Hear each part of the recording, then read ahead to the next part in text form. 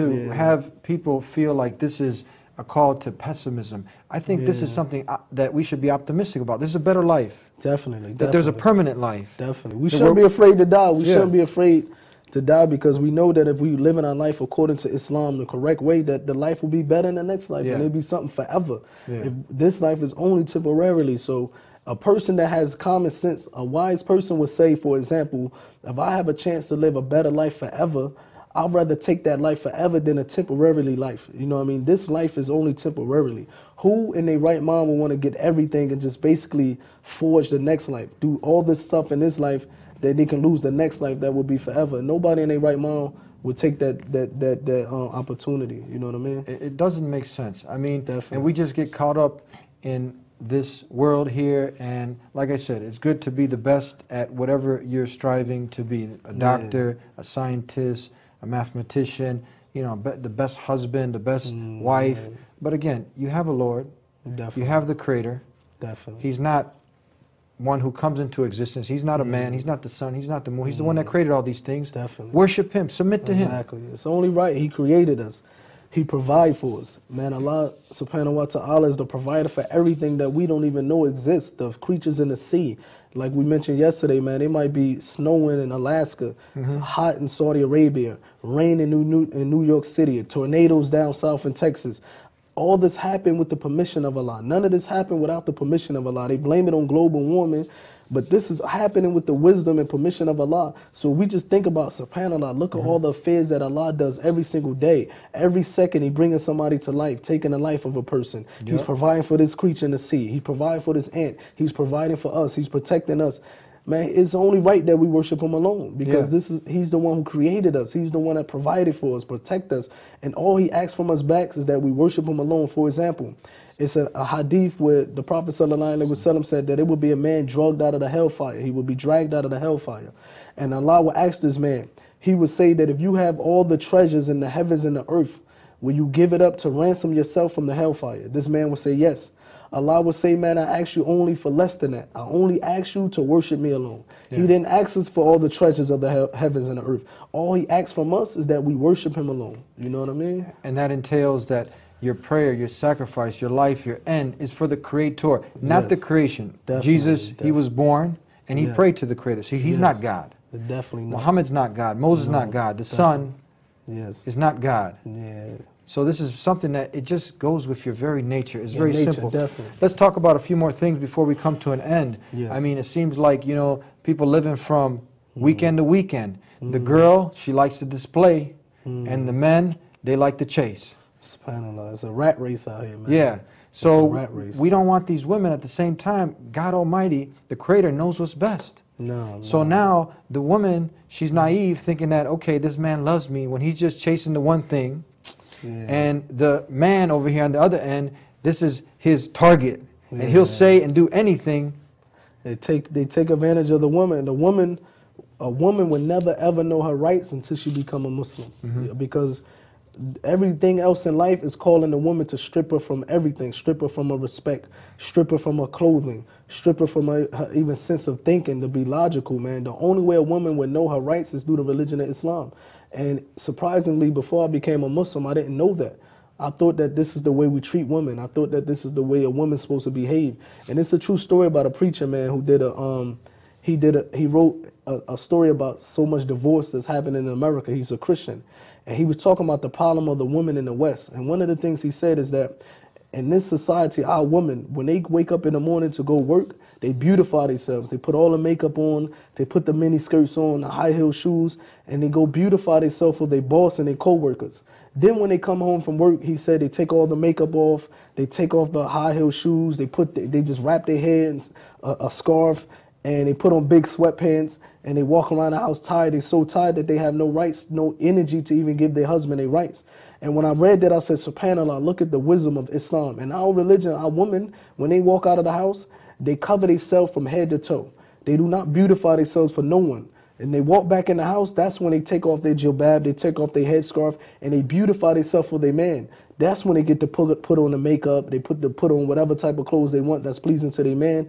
This is the wisdom of Islam. Everything that Allah tells us to do in His religion, it makes 100% sense. It makes sense, and it's only for us. It's only to better ourselves. That makes sense. I mean, to be a slave, not to the fashion or your desires. Yes, to be modest. To not go outside naked, skin-tight clothes, and just be tantalizing for the man. Now he can't, he's about to have a heart attack, and you got all sorts of mischief going on, where you surrender and submit to your Creator, you dress modestly, and you save all that good looking stuff for your husband. Yes, and when they go home, that's when they can wear whatever they want, and they beautify themselves for their husband. So the religion of Islam is the religion that's for the whole of humanity. This is the only thing that's going to help us. We don't want to put nobody down. We don't want, I mean, some people don't know. You get used to the culture around you, but you just use the good old common sense. Yeah, and try Islam. That's all we're going to tell the people. Try Islam. If you're looking, a person know themselves. If you're unhappy, if you're depressed, if something don't feel correct in your heart, if you feel you have a void in your heart, just try Islam. You know, try to get closer to your Creator, and you will see that your life will become better, inshallah. He said the word in Arabic, but if we define it, surrender, submission, obedience, sincerely, and in peace to the Creator. Summed up with one word, Islam. Try it. So the reason I brought this up about the women and the nightclubs and the men chasing and the woman flaunting is because that's what you were writing songs about. That's what you were and who you were degrading in these rap videos, and then you got the woman in the back, you know, shaking it and no clothes on. I would call that the oppression of women. Unfortunately, you got the people that attack Islam and say that we oppress our women. I would say that I used to oppress women because this is the music, this is the lifestyle, the culture that I was brought up with, that I had no respect for the woman. You have records that, man, subhanAllah, if you just listen to some of these records, I'm not telling people to go listen, but some of the words that the people are saying in their records have no respect for a woman. And the woman don't even notice. How can you have respect for yourself? You dancing in these videos, and they basically degrading you to the fullest, you know what I mean? They don't care about you. They don't care about you, definitely. The more you take off, the more we'll pay you. And that's the mentality. Take everything off, you a model. This is what we tell them. But the religion of Islam, man, it actually is the religion that it basically give the woman her freedom. It give the woman her respect. This is an amazing thing, because you can't imagine how many women will fast for the man. She actually fasted for the man because she's a model, and she will refrain from eating certain foods so she can lose a little weight. Try fasting for the Creator, huh? She'll get down and do certain things for that dollar. Why not get down and do it for the Creator? Because we love those women. We love the men. We want them to be good for them. We want good for them, but there's an illusion. There's something that is confusing to people. This life is not a that type of lifestyle. It's not a loyal lifestyle. You know what I mean? They will put up one woman in a video, and as soon as she get a 2-3 years older, she will not be able to get no work. She's done. They finished. will use it. Get the next one. Yeah, we don't need you anymore. Go to the next one. And this is a cycle that the way they continue to use these women. You know what I mean? I and yourself, and I'm sure all the sincere Muslims do not want our women to get used. Definitely not. Definitely not. And I think this is very important. Any truth seeker, any sincere person just uses the good old common sense will see that this makes sense. Definitely, man. And we tell the people that they listen, if you want freedom in life, if you want respect, if you want basically some type of happiness in your life, you have to go to your Creator. He's the one that's in control of everything. He's the one that He's in control of the respect. He's in control of the money. He's in control of everything. We have to return back to our Creator to get any type of happiness. You know? That's the truth. It's very simple. Now tell us, what advice do you have for the people now? They want good. I mean, most people, they want good. They want good, but they don't have a plan. They don't have a system, and there's some confusion out there. Some people just give up. They say, I believe in God, but I don't want to follow an organized religion. What do you got to say about this? Basically, one is most people that say that they believe in God and they just say, well, I'm doing right. I don't, you know, God understand I'm doing right and I'm not doing wrong. But who to say what's right and wrong? One of the reasons why God sent us prophets and messengers is to teach us what's right and wrong. We can't say what's right and wrong according to our desires. Some people might say, well, I'm not going around killing any people. I only smoke 1 blunt a day, so I'm not that bad. You know what I mean? Yeah. This is the mentality of most of the people. But the one way we define right and wrong is what God, the creator of the heavens and the earth, tell us what to stay away from or what to implement in our life. This is what's right and wrong. And this is why he sent us prophets and messengers. And if that was the case, we wouldn't need no prophet and messenger. We can just believe in God and live life the way we want to live life. So it's very important that if a person, like we said earlier, man, God created us. He knows what's best for us. Yeah. He knows what's best for us.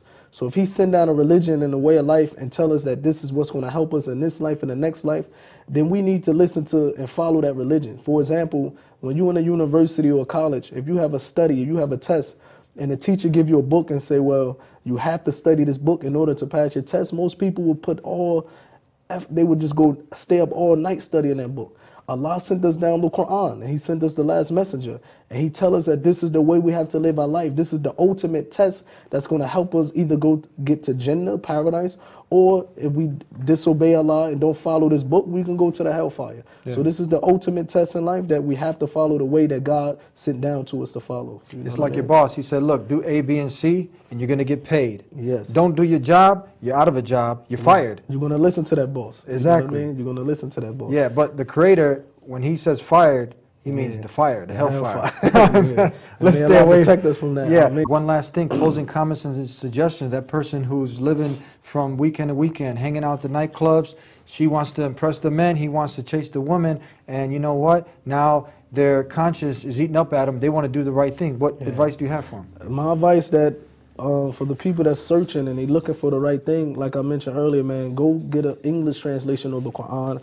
Go to a masjid if you have any masjids in your neighborhood or on the internet. Go read about the religion of Islam or read about the biography of the Prophet Muhammad. If you're looking for good, the owner of all good is Allah, the creator of the heavens and the earth. If you're looking for respect, the owner of all respect is Allah. So we have to return to Allah to get some type of happiness, to get our life in order. We have to follow the life that was prescribed from us from our creator. It's the only way we have some type of happiness inside. Jazakallah khairan. May the creator of the heavens and earth, Allah reward you.